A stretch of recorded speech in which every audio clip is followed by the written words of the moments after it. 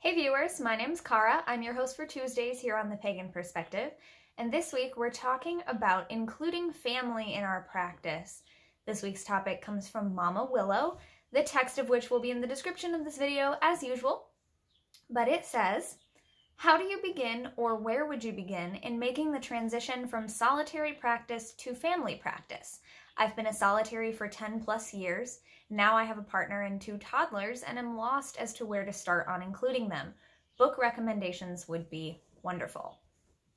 So, I'm sitting out on my porch. There is natural light. There's sun coming directly to either side of me. So I am sitting where the sun is blocked so that this video is not totally washed out in the bright light, but I may have to adjust as we go on. So I just wanted to mention that now in case I need to stop and adjust as the sun moves. Anyway, talking about including family in our practice. I, as of now, do not have any human children of my own. I have worked with children in different capacities throughout my life, such as in theater, and I have incorporated some Magick-like practices into the activities that I have done with students who are children. But as far as having kids of my own, I don't have that perspective. I know that others on our team do, and so we will be hearing that perspective from a parent perspective at other points throughout the week. However, I am not able to give you that perspective exactly, but I will touch on these other aspects. I have dated many different people since coming out as a pagan and as a witch. I would say at least half of whom have been interested in learning more about what I do and wanting to actually participate. Some of the easiest ways that I've accomplished that throughout the years for those who have been interested in it, my early boyfriends at the time in high school who were interested in paganism and witchcraft and or just doing whatever it was that I was doing and learning more. The easiest ways to do that at the time were to include them in meditation.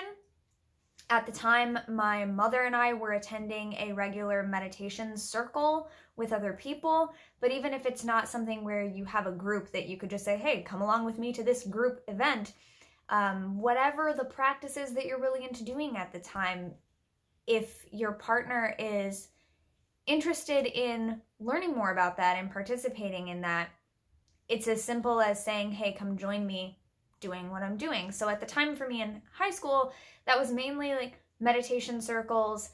And when my mom knew about my practice a little later in my teen years, my mother identifies as a spiritualist Christian, but she was very into the kind of stuff that I was doing and basically forms of witchcraft and magic that really can be practiced by anyone, even though she still religiously identifies as a Christian.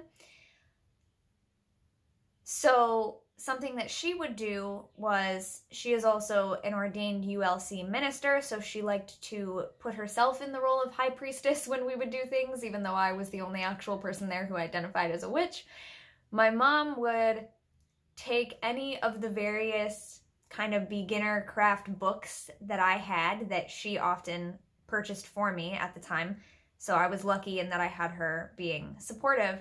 But she would take those books and we would find the ritual for, whatever Sabbath it was at the wheel of the year, and we would invite friends over to celebrate it, and we would have a bonfire in our backyard, and my mom would just straight up open the book and read the invocations and the prayers and whatever, and we would do whatever the book says to do. And that's not something that I personally do in my practice now. I don't tend to just open the book and do whatever it says, but that was a very easy way for us to work together. So not a partnership thing, but me and my mom, with my mom not being someone who herself identifies as pagan or a witch, but who was interested in it and open to learning more about it. And also including other friends of hers and other friends of mine who were interested in what we were doing. Another thing that was really easy for me to do, including my friends in my practice, was some more of the more tangible practices, like specifically tarot reading. A lot of my friends were really interested in that. So as I was learning to work with my various oracle cards back in the day, because I did not read tarot back then, my mom did, but I didn't. My friends were very interested in having me come over and bring my oracle cards and look through my oracle cards with me and read the stories that had to do with the different cards, because my first deck was the Fairy Ring Oracle, so each one is a character from mythology, folklore. They're all different fae beings, and so we would read the stories and we would learn about them and try to think about how does that story convey a message, things like that. And I do things like that with my current partner today. So I mentioned I've had many partners, many boyfriends or girlfriends or whomever, people that I've dated over the years who have had varying interests in what I was doing. Some people were interested just in hearing me talk about it, but never participating themselves. I've dated several atheists, so that was often their point of view was, I'm very interested to learn about it and talk to you about it, but I have no real desire in participating in it personally, which was fine.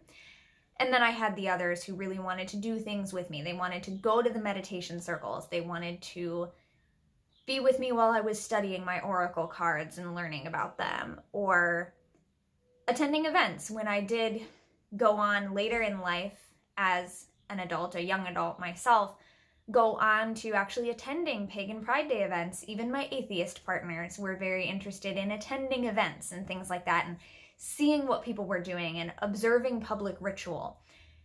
So that might be something else, but that's something that I do with my current partner as well.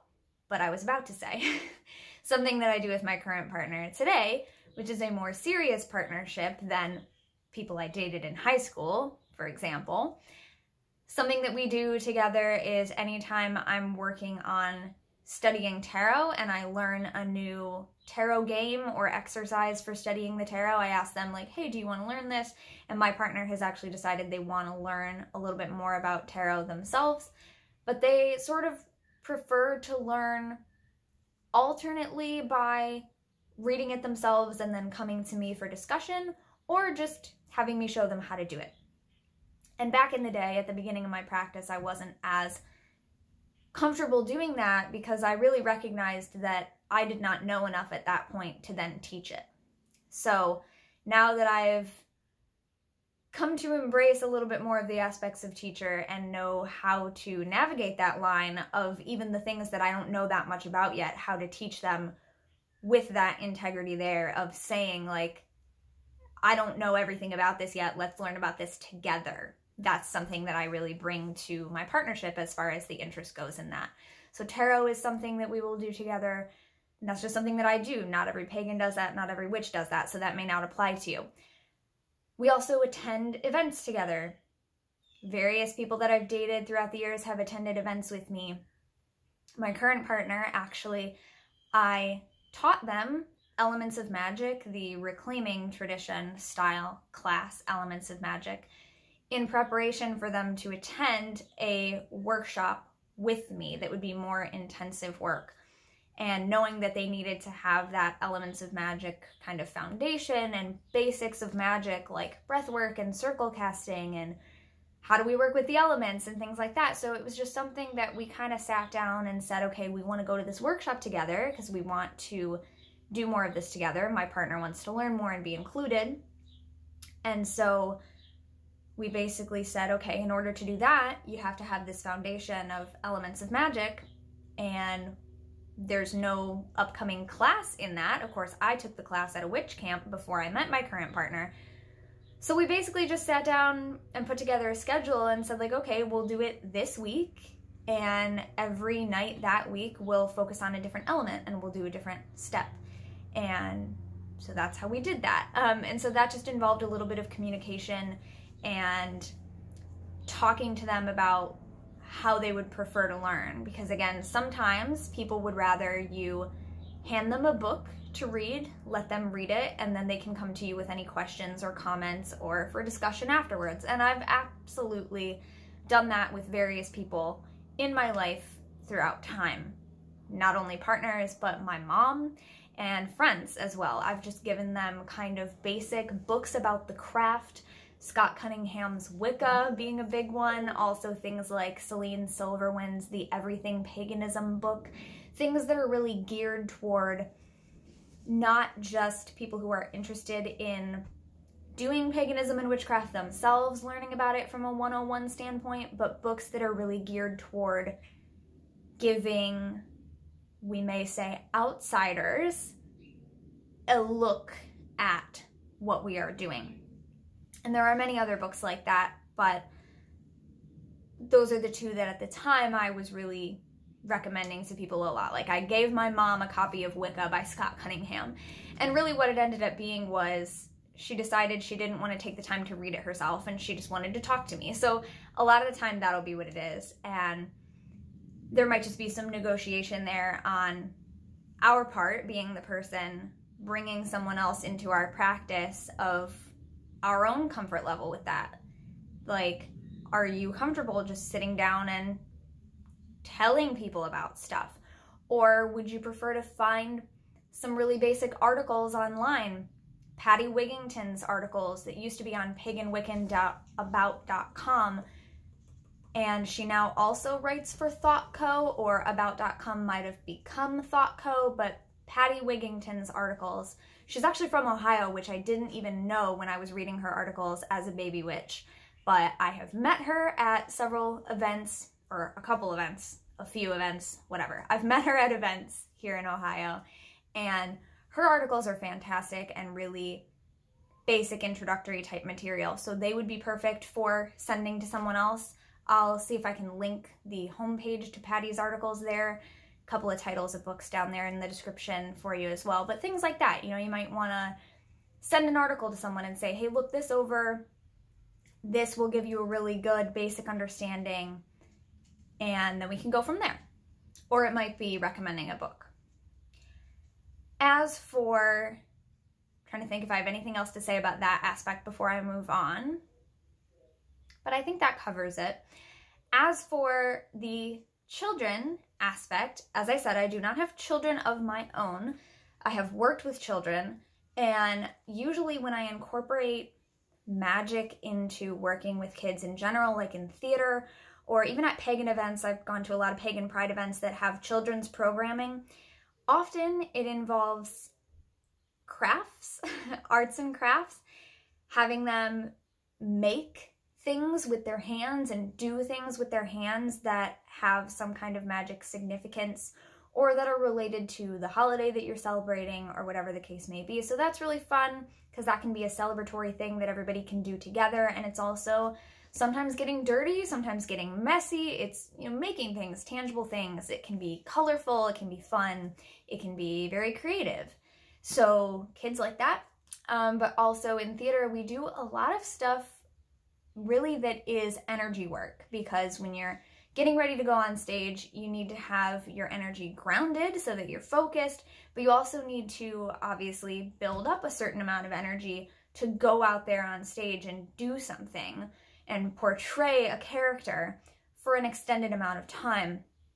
So there's a good balance of energy there, and a lot of what we call theater games are in essence forms of energy work. So there's a lot of stuff like that that you can do with kids, or even with adults, that are, it's just like a really simple method of getting people moving and moving energy in their bodies and knowing how energy works, and just thinking of it in terms of like focus, and not even thinking of it as like we're doing witchcraft now, but it essentially is.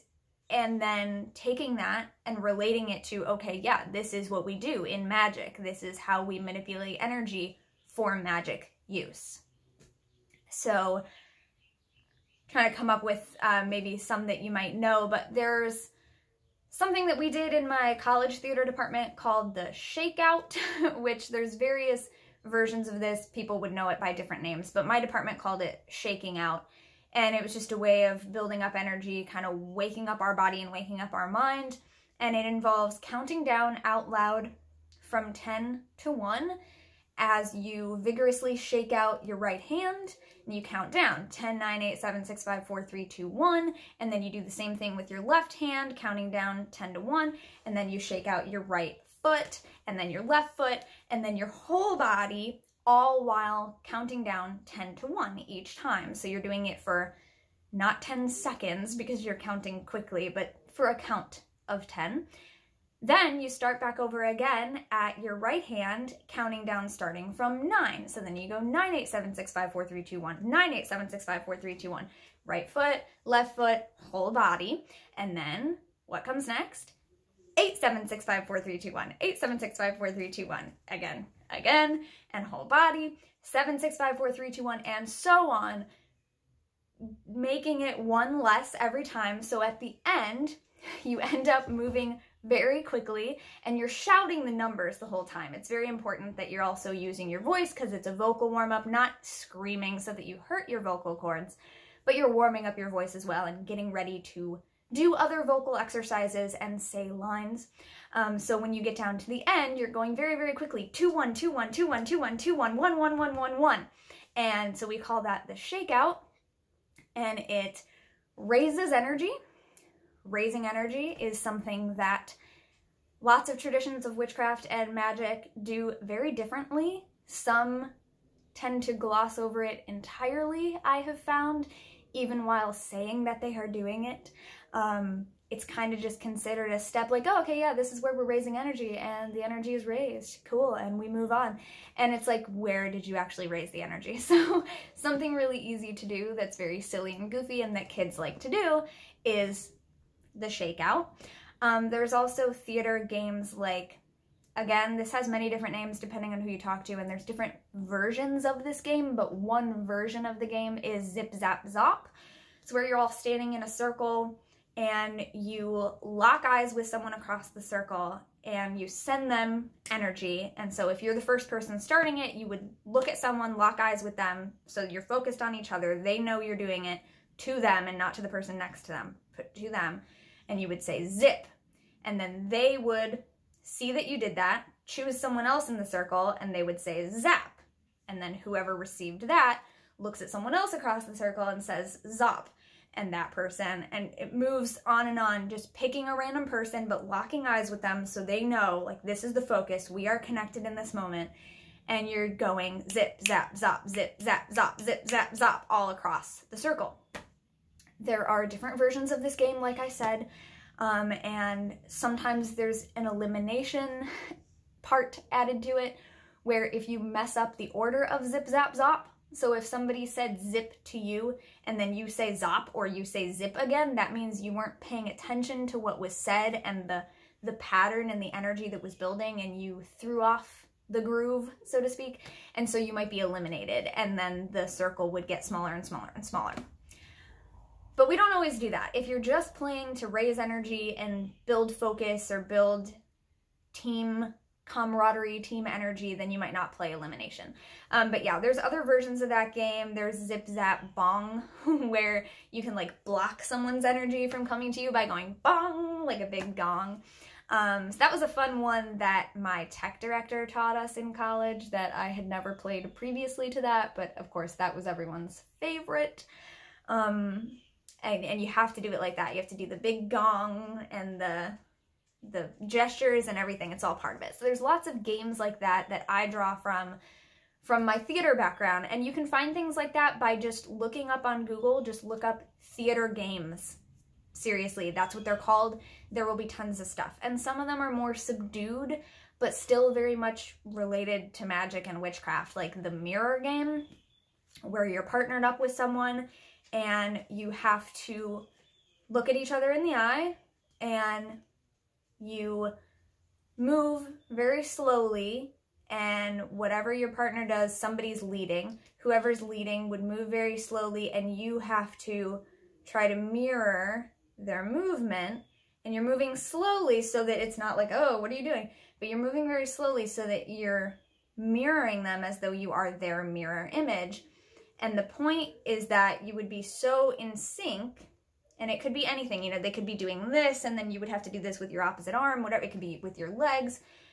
you could do it seated and just use your arms. It could be shrugging the shoulders, whatever it is. It's all about deep focus and paying attention to what they're doing and mirroring their movements and becoming in tune with them. And when you're doing this in like a large group as a theater exercise, a lot of the time they might say switch, and then the other person becomes the leader. And the object would be to be so on with this energy and so together that when whoever's facilitating it calls switch, there is absolutely no hesitation of like, oh, now I have to lead. What do I do? You would just be continuing, like if you're doing this and they say switch, you would just continue this movement, but now the other person is leading, and no one should be able to tell who's leading and who's following because you're so in tune and in sync. That is another form of energy work that is much more subdued and relaxed and slow. So yeah, just look up theater games for that kind of stuff.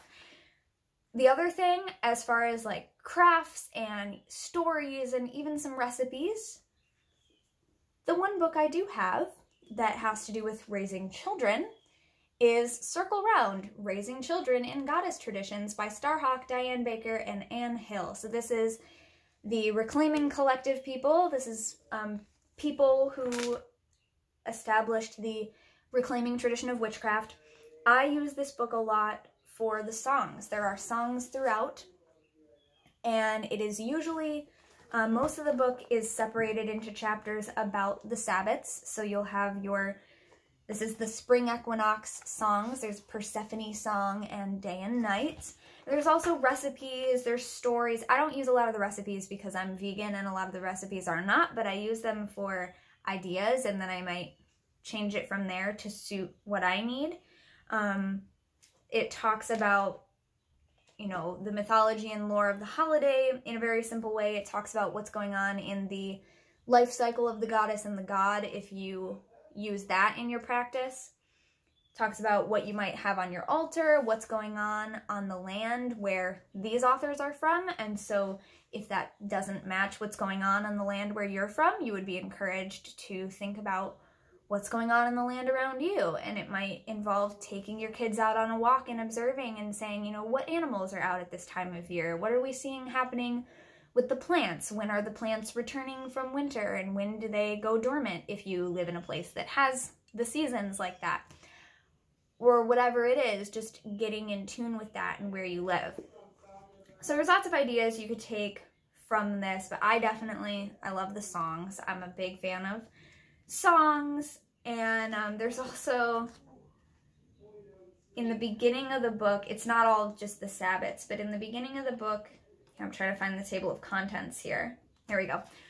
Talking about just what is goddess tradition and children, using songs, the elements, the circle of life, and there's a song about the circle of life, the spiral of life, handing down our traditions, talking about what to do when your kids don't want to do it, simple songs for grounding, and yeah, connection with the elements, opening the circle, casting circle, different types of crafts, talking about the cycles of the moon and the sun. So there's just a lot of kind of stuff to pull from here if you're not entirely sure if you are able to adapt the information that is available for adults on these subjects to something that would be appropriate for kids. Now, toddlers, I haven't been around toddlers in a while, so I am not super familiar with like what's in their wheelhouse other than like food and finger painting and other forms of art, making creative messes, like that's what comes to mind. So yeah, like allowing them to take part in just creating messes and art that would be used on your altar and in rituals and stuff like that. And then as they grow up, seeing these things like on the family altar every year, like, oh yeah, you made this when you were 2. And they might think like, oh my God, that looks crazy, Mom, what are you doing? But that's what kids do, and that's what parents do, right? We just save all their stuff. My mom saved a lot of my stuff. I have a lot of it.